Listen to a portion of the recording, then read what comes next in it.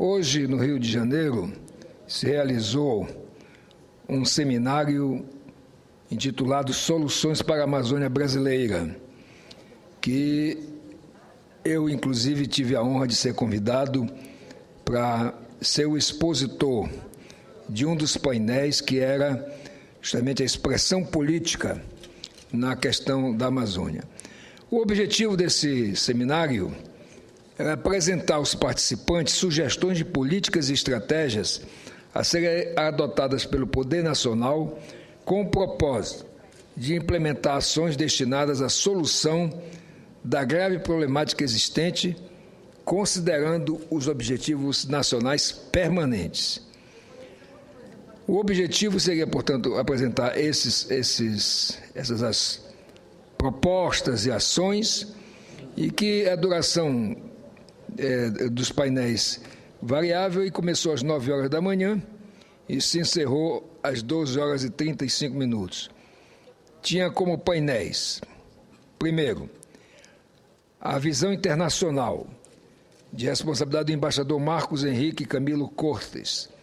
Expressão política seria feita por mim e que repassei todo o material que eu tinha preparado e que, por motivo de força maior, independente da minha vontade, não pude comparecer.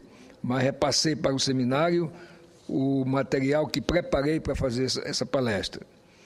Depois, a expressão militar, feita pelo general de exército Luiz Gonzaga Scheider Lessa.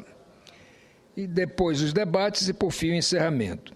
Eu quero louvar a realização desse seminário, que, na verdade, foi um seminário organizado pela Academia Brasileira de Defesa, pela Academia Brasileira de Filosofia, pela Academia Nacional de Economia e pelo Grande Conselho Kadosh Filosófico do Rito Moderno, que é um órgão da maçonaria brasileira.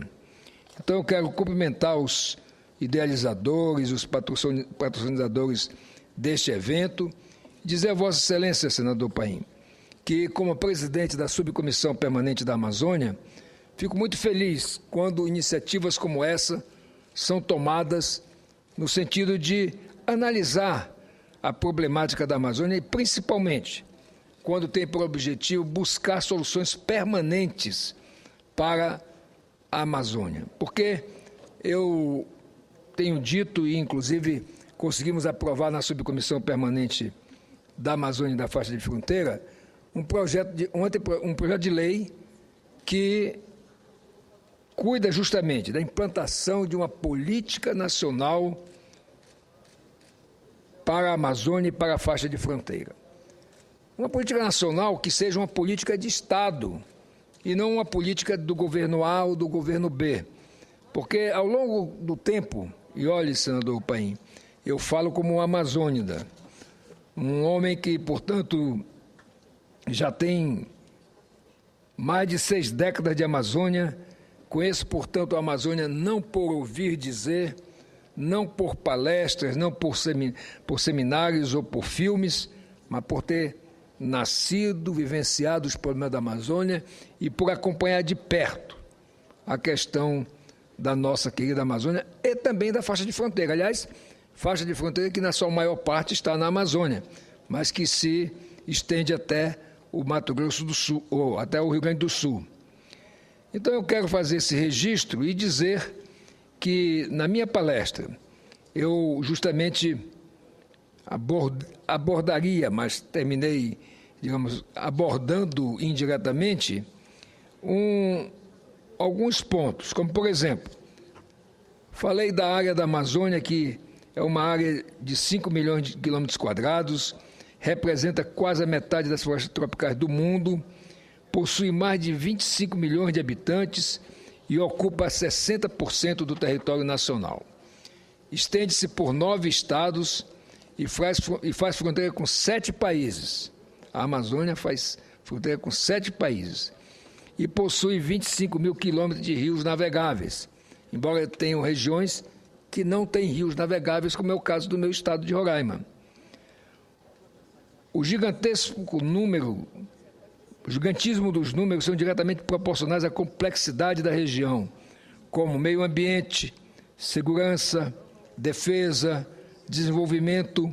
Aliás, colocaria o desenvolvimento na frente, porque de que adianta aqueles 25 milhões de habitantes que estão lá terem algum tipo de segurança que é precária, algum tipo de proteção do meio ambiente, se eles próprios, os cidadãos e cidadãs que lá vivem, não têm sequer a assistência devida. Num ponto que eu abordo nessa palestra com muita profundidade, é a questão do conservacionismo extremado, geralmente capitaneado por ONGs internacionais, de países que já devastaram 100% dos seus ecossistemas nativos e agora nos apontam o dedo em riste, como que tentando se redimir dos seus próprios erros do passado.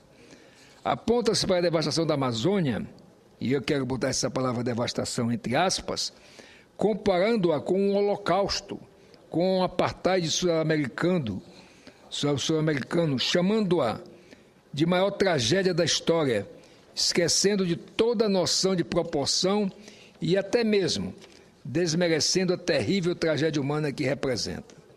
A Amazônia não é somente flora, há toda uma sociedade vivendo nela, não é também somente fauna. E, no entanto, as distorções que se faz a respeito da Amazônia, apontando, eu tenho dito aqui, a Amazônia como uma espécie de geni, em que todo mundo joga pedra, todo mundo acusa, mas ninguém procura compreender, ninguém procura, sobretudo, conhecer a Amazônia.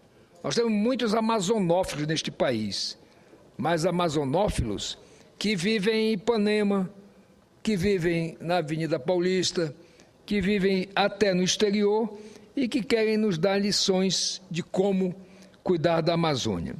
Então, aqui nós temos vários aspectos que a minha palestra é realmente longa, mas que merece, senhor presidente, que fique nos anais do Senado para uma reflexão melhor. Eu diria que o Brasil tem de ocupar e desenvolver a Amazônia. E ocupar e desenvolver a Amazônia não significa, como dizem essas vozes transnacionais, devastar a Amazônia, acabar com o seu meio ambiente, com a sua fauna e com a sua flora. É nos chamar, no mínimo, ou de incompetentes ou de paranoicos. Estaríamos lá, vivendo lá, e nós lá mesmo, acabando com o nosso meio ambiente. Então é preciso que nós tenhamos uma coerência no cuidado com a Amazônia. E nesse particular, eu quero aqui dizer que nesse projeto a gente procura criar uma política permanente que leve em conta principalmente o desenvolvimento e a defesa da Amazônia. Não é possível da Amazônia e da faixa de fronteira, porque nós somos um dos poucos países do mundo que tem uma definição, senador Ferraz, de faixa de fronteira, inclusive extensa, de 150 quilômetros da faixa, da linha de fronteira para dentro do país.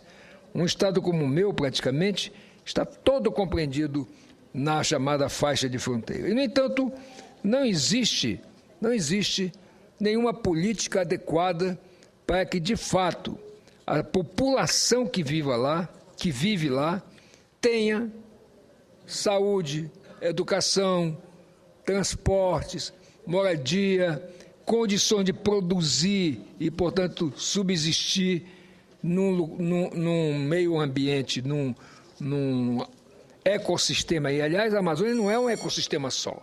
O meu estado, por exemplo, tem um bioma completamente diferente do estado da senadora Vanessa Graziotin.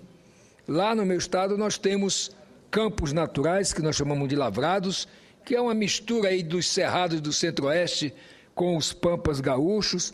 Nós temos uma região montanhosa da fronteira com a Venezuela e com a Guiana. Então, é preciso que nós, principalmente nós brasileiros, conheçamos a Amazônia. Se você perguntar do brasileiro que viaja muito, você vai ouvir que ele conhece a Europa, que ele conhece os Estados Unidos, que ele conhece a China, mas ele não conhece a Amazônia. Isso, portanto, é preciso um trabalho de conscientização, de que o Brasil precisa tomar conta da Amazônia e tomar conta, sobretudo, do povo que lá vive. Então, eu quero pedir, senadora